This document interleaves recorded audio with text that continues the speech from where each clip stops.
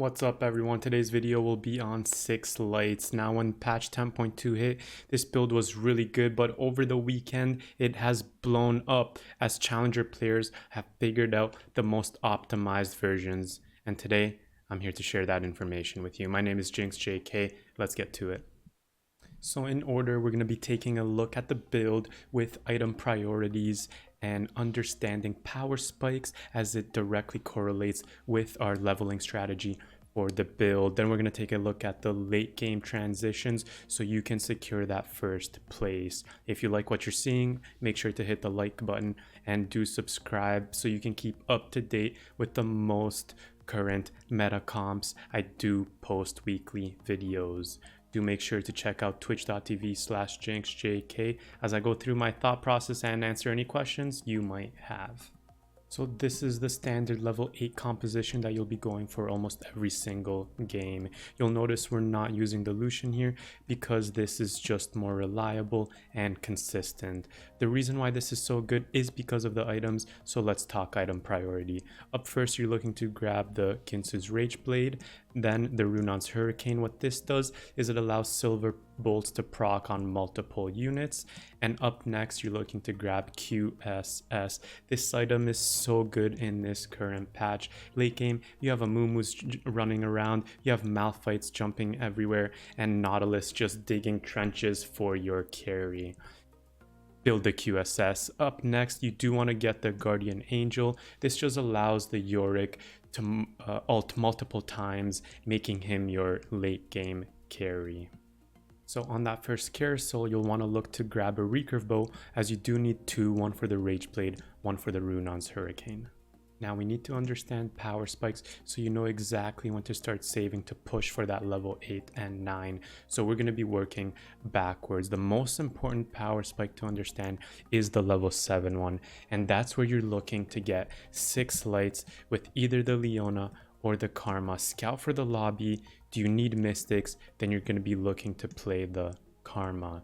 If you're not finding the Karma, or if you don't need the mystics, then your level 7 power spike is with the Leona. Okay, and now the most important thing at level 7 is to get the 6 light synergy.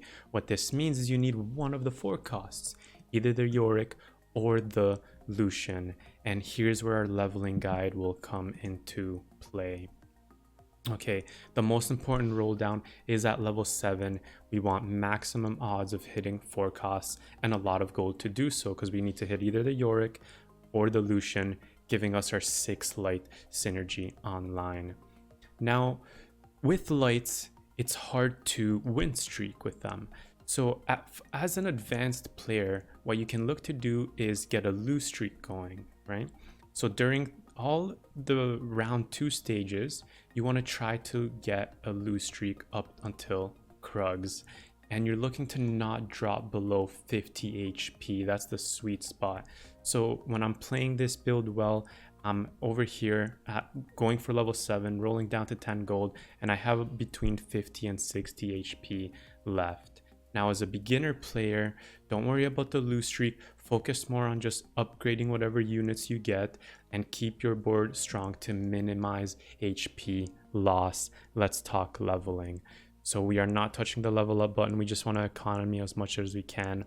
On Krugs, level to 5 if you need to defeat the round. Otherwise, if your board is strong enough, stay level 4. Maybe you can get that extra econ by staying at 40 gold or 50 gold without leveling up. Now on round 3-2, you almost always want to go to level 6 because everyone else is currently doing so as well, meaning you want to do so that you don't take as much damage. And I like staying at 40 gold. If I'm level 6 and I have 50 gold, I might roll down a bit if my board is weak. If I'm extremely weak, I'll look to drop down to 30 gold. Now this is the important part. I go to level 7 on 3-5, and this is where we're spending almost all our gold. I find that by going down to 10 gold, you'll usually be able to find one Yorick or one Lucian. Do not panic if you don't go below that 10 gold sweet spot. We're going to be rolling again after Wolves, okay? If you do happen to find the Yorick or Lucian and you have maybe 20 gold, 30 gold left, you know, maybe you got a lucky roll here or there, do not go lower. All you need is that 6 light synergy right over here, and this will stabilize you all the way until wolves. Now after wolves is where we're gonna make a decision on 4-1. So let's go back to our build over here, and this is where items come into play. Here's the power spike. These 2 items with a guardian angel on Yorick. Okay, so on round 3-5, right? Let's go back, take a look here, because I want to explain this really well. On round 3-5, your goal is to have any light unit, right? It doesn't need to be this, it can just be, right? Say you found the Lucian, you just want that 6 light synergy, and all your units don't need to be upgraded, right? You're just looking to get 6 lights with either the Leona or the Karma. Now, on 4-1 is where you want every other unit upgraded. So this is where we're rolling down, okay? Here we do our initial roll to get 6 lights, then you save up until wolves, and on 4-1 we spend the rest of our gold to upgrade all of the units. And now if you don't have Guardian Angel, then you need to try and go for the Yorick 2. But if we do have Yorick 1 with a Guardian Angel and everything else is upgraded, you're set, you can go to level 8. Otherwise, as I said, you're trying to roll most of your gold for that Yorick 2 in this spot. Once you've hit these power spikes, we're going to level 8 and we're going to be adding in the Karma, okay? Now, as soon as you get these synergies 6 light with Lunar, this is again, will be strong enough for you to go level 9 and look to finish off with the late game transitions. So in a good game where you have all of your units upgraded except the Yorick, remember Yorick 1 with the Guardian Angel, you can save. This is considered a good game because then you can save up and you can hit level 8 on 4-3. You're going to be looking at, you know, as soon as you get that gold to hit level 8, it's usually about 40 gold that you need on 4-3. You go right away, add in that lunar synergy, and then again you can save up. And this will allow you to roll after Raptors or right before Raptors for the Yorick 2. On bad games where you can't go level 8 here, then you just keep delaying it until as soon as you can, right? If it's over here, that's fine. But the latest you want to go level 8 is on 5-1. So we got leveling out of the way. Let's take a look at these late game transitions and some different variations. Now I know what you're all thinking. Hey, if I get a Lucian 2 late game, can I replace the Jax? Now the whole idea here is that we're focusing items for 1 carry, and you usually can't support double carries. You don't have enough items to support double carries. So if you do have a Lucian in this slot, it usually will be a Lucian 2 with no items, and it's usually not worth the investment. A Jax 2, if you'll notice, this comp in general lacks crowd control, and Jax is the only unit that does give you some crowd control. So he's doing his job. Going for a Lucian 2 usually means you're having to hold on to him on the bench, costing you economy.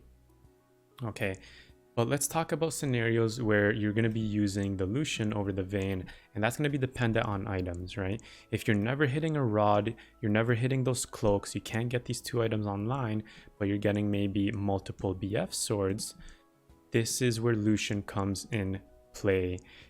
If you got the Giant Slayer, right, you're not hitting the rods, you can use Vayne as an item holder for the Giant Slayer until you're hitting this Lucian. So in case, odd cases, you're not hitting Vayne, you're not getting the items, then you're going for the Lucian. Giant Slayer, QSS, most important items. The third item, there's many great options for Lucian. You got Titanic Hydra, Deathblade, Jeweled Gauntlet, Infinity Edge. Infinity Edge and Jeweled Gauntlet are really good because you are playing the Lunar Synergy, which buffs the crit chance. Now again, I know what you're all thinking. What about Senna? Do not play that unit. I've tried myself so many times. The unit is dead. It does absolutely nothing for this build. You're saying soulbound, soulbound, soulbound. this is your soulbound right here, QSS. What soulbound does and what was so good about it is, well, first of all, Senna used to be a greater unit. She did get nerfed, but she would give Lucian the ability to, you know, go around ulting without getting crowd controlled. But now QSS can do this. Our Quicksilver replaces the Senna. And in almost all cases, you're putting Lucian in the back row now so that he can get karma buffed. A fun fact, if you didn't know, if you put Lucian up here, buff him with karma, once he dies, he loses that tether, right? So we're putting him in the back line. What does this mean? He's the last to die anyway, so he does not need the soulbound. Much better with these items instead, and with this level 8 power spike. So we've looked at 2 possible carries depending on items. Keep in mind, Vayne will be the one that you're using the majority of the time, as it's just more reliable, easier to get together. Now, let's talk level 9. You're going to have to do a little bit of scouting here, and if you need mystics in the lobby, this is where you can start looking for that 4 mystic synergy, right? If you're up against mages, you're trying to get the Master Yi and the Nami, and of course if you're not hitting both of these units, there's also Janna as an option. So this is your level 9 4 mystic variation, and the unit that's the most commonly dropped will be the Leona, right? So when you're hitting level 9 and if you need 2 additional slots, it will be the Leona that gets subbed out, takes a spot on the bench. All right, this is the 4 mystic variation. Otherwise, you're just looking to add in any strong 5 cost unit. And a Mumu, a Taric works great. Here's a variation where if you are hitting the Taric, you can drop the Leona to get the crystal buff in. Now, all of this was without a light spat. So I hope you're ready to have some fun. Here we go. If you do get that light spat, I'm going to show you the strongest variation of the build. And keep in mind that the light spat isn't needed. This is a very strong build without it. All right, but here we go. First priority with that light spat is Azir, and you're going to be looking to go summoners. This unit, 6 light with summoner buff, is a crank. It's a 1v9. He's destroying lobbies left and right. So in this case, you have the option to either drop the Leona at level 8 if you're hitting the Annie. Otherwise, the other option is just push for level 9 if you have the gold to do so and the health to do so. And then you're just adding in the Annie at level 9. This is the strongest possible variation with the light spat currently. Now I'm going to show you something else you can do if you're not hitting the Azir. And this is also very, very strong. What you can do here is give the light spat to Karma. What this does is it allows you to get your comp online at level 7, just really putting a lot of pressure on the lobby. And going into the late game now, you can start dropping the Karma to transfer this light spat. But we want to do it while retaining Mystic buff the majority of the time. How do we do that? We're going to be looking to add in the Master Yi. Then she gets dropped. Light spat goes here. We can drop her and try to get Shadows in. Now, it's only worth going Shadows if you're getting the Master Yi too, right? Otherwise, at level 8, you can just look to add in any strong 5 cost, right? Usually Crowd Control, Malphite, Mumu. I'm missing one, Malphite, Mumu.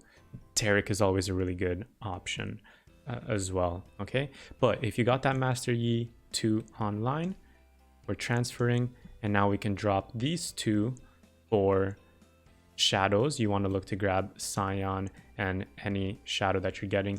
Kindred is preferred for that Ranger buff. Or the other option is go level 9, maybe look for that Shadow Lux to finish off this really strong synergy. Now, on the topic of Lux, it's usually not worth picking up, and the reason why is because we just don't have the items to support her in this case. The only Lux I would consider is the Light Lux, because then you can look to go for that 9 Light synergy. But other than that, unless you have a Master Yi and you find the Shadow Lux, hypothetically speaking, yeah, that's fine. But a Lux without the tier items, you know, if you're coming across Steel or some of the ones that aren't as good, I would stay away from them. The only ones I would, as I said, consider is Light Lux, Cloud Lux for the lobby, and potentially the Shadow Lux. If you got the Taric, Crystal Lux, of course, is a great option as well. Now, with this build picking up more traction and getting really popular, I'm going to prepare you for the possibility of what's to come, where you're seeing 3-4 light players every lobby, and just answer your question ahead of time. Hey Jinxed, what's the counter to this build? It is burst damage. This build struggles so much when you have to deal with just a unit killing your units off really fast. This build thrives off of long fights, lunar stacking up, attack speed stacking up. So what's great against this? Shadows, right? That Kindred, Seraph's Rabadon, Shadow synergy. She's just killing your front line so fast, and then they can get to your vein in no time, not allowing for her to stack that attack speed buff. Shadow Lux, another really great unit. This build does nothing when just 3-4 of your champions just vanish. Thanks for taking the time to watch. I appreciate you, and I'll catch you in the next one.